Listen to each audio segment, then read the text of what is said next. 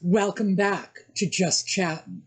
And this is the series of videos we do on Thursday and Sunday evenings just for our own entertainment. So for all you Audie fans, it's a beautiful day today. So naturally, he's in the back room sleeping. And I don't blame him for this, and I doubt very much we're going to see him, because even though we are expecting to get up to around 80 today, and for our Celsius friends, that's about 26. 2 days ago, it dropped below freezing. So I don't think he trusts me anymore. I honestly believe that he thinks I'm doing this on purpose to ruin his life. So, yeah, I imagine he's just going to hang out there until I can make up my mind if it's going to be cold or going to be hot. So, yeah, I don't think we're going to be seeing him. Anyway, let's take a quick break for the intro because we got a lot to cover, and we'll be right back.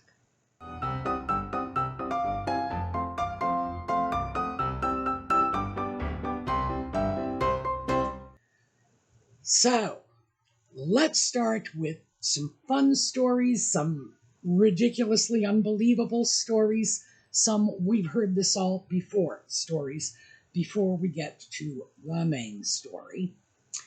And I think number one should be the Bondi Beach Bollock Buster. This young woman on the beach, just minding her own business, living her best life, and not willing to be moved for Nutmeg and the sock puppet and their entourage and their photo ops. Well, looks like they got more in the way of photo ops than they bargained for, because I have a feeling the photos of this young woman, in her own very polite and respectful way, was basically telling them, up yours, I don't care. And frankly, I think if any of us had been there, we probably would have just jumped up and given her a standing ovation, maybe a seal clap. Gotta love those Aussies. They just don't get bullied very easily, which is one of the great things about our Australian cousins. Then, when Nutmeg and the sock puppet returned home to Montecito, they were greeted by this sign at the door, assuming this is even the door to their house, because who knows where they actually live.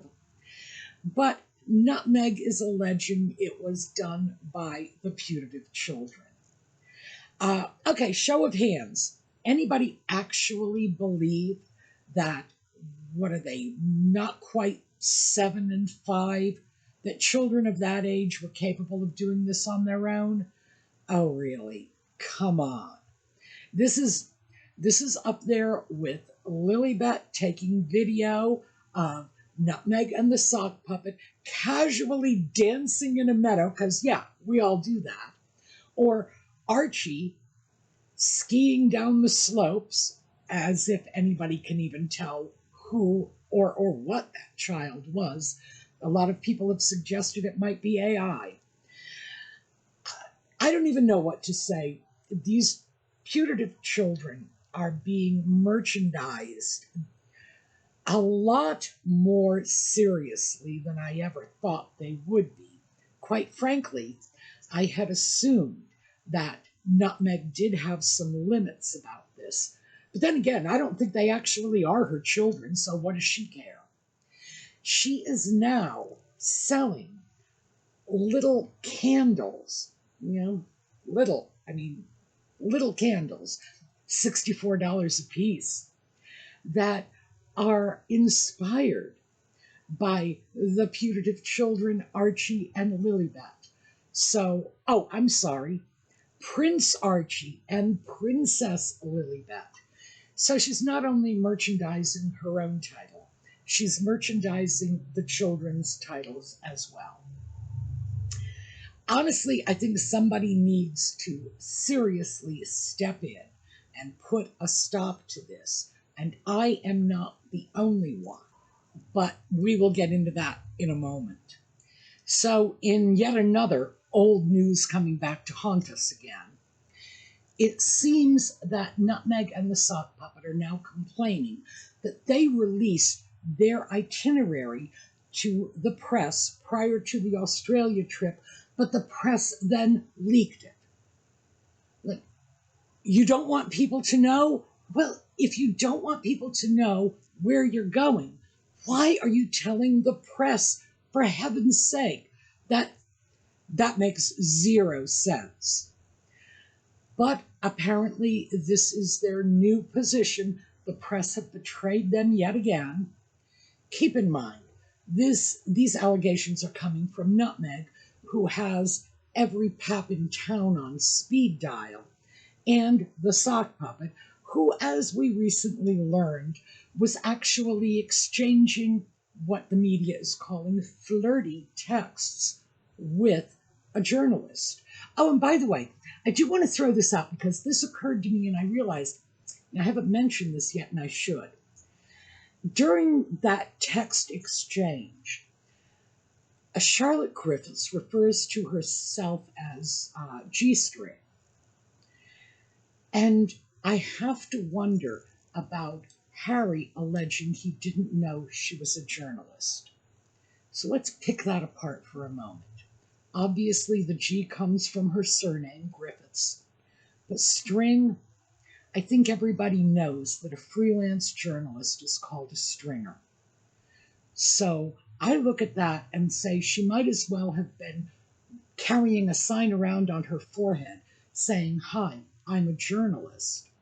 And if Harry wasn't bright enough to pick up on that, and I have no doubt he was not because he's an idiot, but if he wasn't able to pick up on something as obvious as a journalist using the code name G-string in her flirty texts, how many other journalists managed to worm their way into his social circle because she was being pretty open about it? Okay? Just saying. All right, let's move on. Next up, and this is another bit of old news, as if merchandising the children wasn't enough old news. Pictures came out of Nutmeg giving a death stare to an aide who had the temerity to put her hands on the Sock Puppet. It's like apparently the aide was trying to direct him, but hey, Nutmeg can do that all the time, but nobody else gets to. And the interesting thing that I saw in that photo was that the look Nutmeg gave her was one of possession. You're touching my stuff. And I'm sure that's the way it seemed in Nutmeg's mind. She can shove Harry around all she pleases, but the aides don't get to do that. However, it had the additional impact of opening a whole can of worms and resurfacing all of the allegations raised by former staff members that Nutmeg is horrendous to them. And so we have article after article rehashing some old complaints, but we've got some new stuff in there. Statements like, she made us feel like we were there to clean the toilets. This was apparently exactly what she would do when she became unhappy with people. She would give them a death stare. Other people said she was psychotic and would just blow up. Other people said that watching that glare aimed at that staff person gave them PTSD flashbacks to when they were working for her. The interesting thing is, we all got a chance to see this now. Nutmeg has had mask slips before, but this is probably the first time we've actually had the opportunity to see her glaring at what is apparently her own staff member. And yes, we've seen her dismiss palace aides when she was a working royal, for the brief period when she was a working royal. But you look at a picture like that, and you listen to the comments of former staff members. You read about this in mainstream media publications. And of course, as always, they are all listed in the video notes. You start to realize how bad it must have been for these people. And frankly, I wonder somebody didn't, just double up their fist and take a shot at her, because that is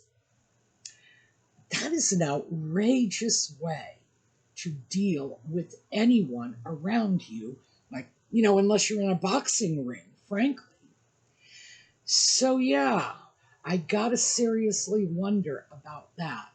I also believe that by reopening this, especially now when Nutmeg and the Sock Puppet stars are waning, we may well see a lot more of this, and we may see more former and even present employees come out with their tales. We'll have to wait and see. But this brings me full circle to Piers Morgan, and he has recently stated that he strongly believes their titles need to be removed. And I do think this is the first time Piers Morgan has actually come out and said, remove those titles. But he had actually gotten into an argument with the person, well, I don't mean an argument, a discussion, a conversation, a back and forth. I wouldn't characterize it as an argument. Explaining his position, and the person on the podcast with him had said something to the effect of, you can't take away Harry's title. And Morgan shot back with, yes, you can, because they just did it to Andrew. And he's absolutely right. Andrew was, at one time, next in line for the throne after Charles, just as Harry was at one time next in line for the throne after his elder brother. If they could take Andrew's title, they can take Harry's. And Piers was saying that he wasn't trying to equate Harry's behavior with Andrew's, because he feels Andrew's behavior is more egregious. And I do beg your pardon, Piers, but I don't. I absolutely do not. I think whatever it is Andrew may have done, and he has not been convicted of anything. Yes, he's been convicted in the court of public opinion, but he hasn't been charged, he hasn't been tried, he hasn't been convicted. And I would have to say that tarring and feathering Andrew without due process is not fair. I am no fan of Randy Andy, and I do not support the actions he is alleged to have committed. But I have no problem looking at what Andrew is accused of and looking at Harry's behavior and saying that overall, Harry's behavior is far more dangerous to many, many more people, including dangerous to the long-standing shared interest of the US and the UK. That brings us to the next one, and this is the topic I was holding for last, mostly because I'm afraid this is just going to irritate me to the point where I won't be able to continue filming after I talk about this one. Harry is back in the Ukraine, demanding that the US show more support for the Ukraine. He hasn't specified what kind of support, but given the fact that the Ukraine is at war with the Soviet Union, or no, they're Russia now, and the Ukraine is not the Ukraine. Oh well. Forgive me, I learned my geography back in the Cold War era. Those names still come flooding into my mind. Ukraine minus the, and Russia, which used to be the Russias, They are at war. And the sock puppet, for starters, has no knowledge or education, qualifications, no position, not even as the son of the King of England, to be making statements like this. For starters, he's not even talking about his own country showing support for Ukraine. He's talking about my country showing support for the Ukraine, which frankly, Harry, is none of your business. I don't go to the United Kingdom and tell them how to run their foreign policy, and you need not to tell my country how to run our foreign policy. However, given the fact that Ukraine is at war, what kind of support would Harry be expecting the U.S. to provide? Military support?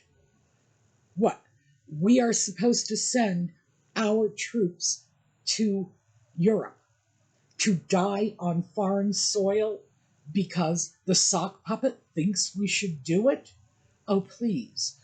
Now, meanwhile, of course, if he does believe in the cause that strongly, he is always touting his military career. He served, and he never lets us forget that. Maybe he should just pick up a gun and hit the front lines himself on behalf of the Ukraine. Frankly, if he's going to do that, I will pay his airfare over. I promise that. This is an outright offer. Harry, if you're going to pick up a gun, serve in the front lines with no bodyguards and no security, just like any other Ukrainian soldier or any other U.S. soldier you seem to be willing to send over there, I'll pay your airfare. I will happily pay his airfare. I would crawl on broken glass for the chance to send that man to the front lines. Believe me, I would. But here's the thing. This all boils down to his position within the British royal family, opening doors for him, giving him a platform, trading on the title, on the family connections, to go over and start spouting off his half-baked notions about how to conduct international affairs.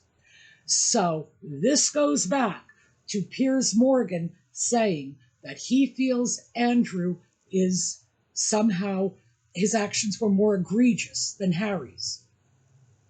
I don't recall Andrew threatening to send American young people over to die in a foreign war. No.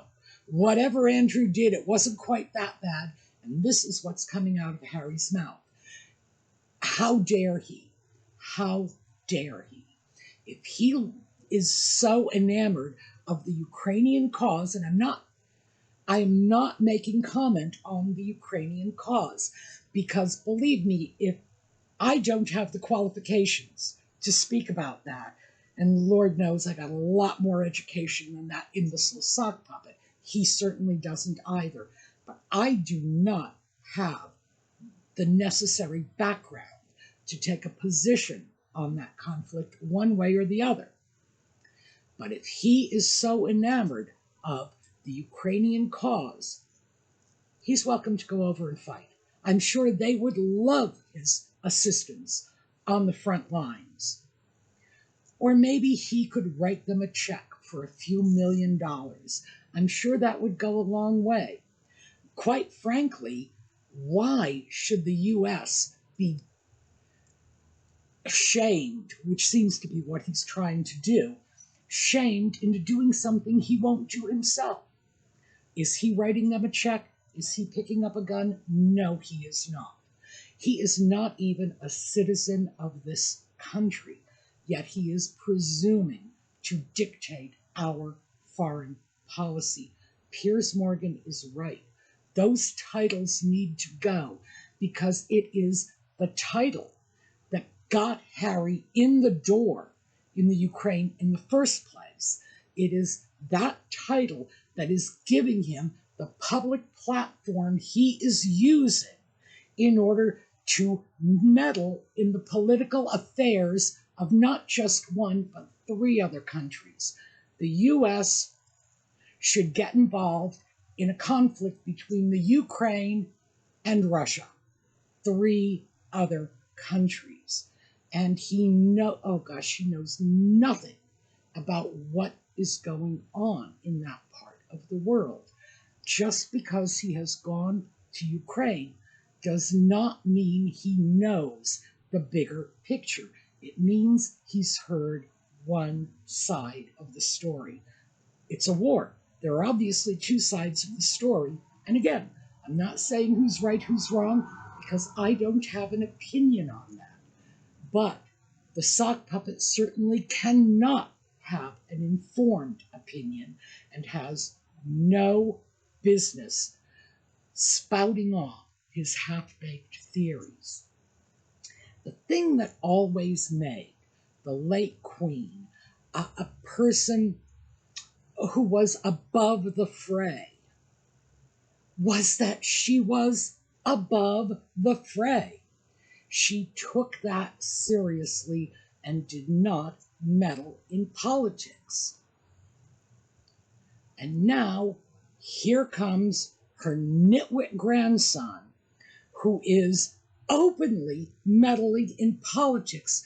And quite frankly, I expect the British government to do something about this. They need to step up and stop this. Just my opinion. All right, that is what I have for you. I'm going to break this off because I'm already starting to sound a little rabid in this rant. But the truth of the matter is, what Harry is asking for is my country to get involved in a foreign conflict in which we really have no business. And because of my age, and you wouldn't understand this, you nitwit sock puppet, I remember Vietnam only too well, and I do not want to see my nation repeat a mistake like that again. Just saying. Okay, that's what I have for you. Thank you all for being with us. Audie did not show up. As I say, I don't think he trusts me right now. I think we're going to have a few days of good weather before his trust comes back. We are going to take a look at a slideshow on the way out. I hope to see you all again next time. And in the meanwhile, have a terrific day.